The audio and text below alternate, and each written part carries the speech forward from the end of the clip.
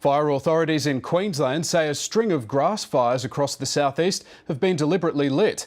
Today's scorching temperatures have prompted warnings for people to make sure they're bushfire ready, while families spent the day trying to escape the heat. A good excuse to dive in, especially for tourists avoiding their winter. I'm coming from Sweden, so it's very cold, so it's nice, yeah.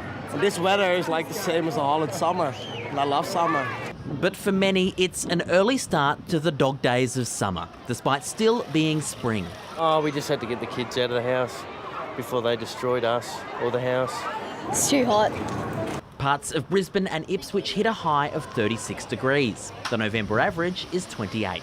I'm sure by the end of the month it'll start to heat up quite a bit and we'll start to feel like it's summer pretty soon.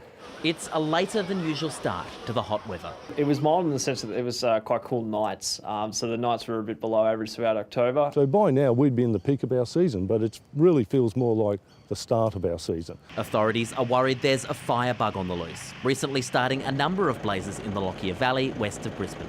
We believe someone's using a vehicle and projecting a device out of the vehicle while they're travelling into the fuel on the ground, the grass, and causing those spot fires.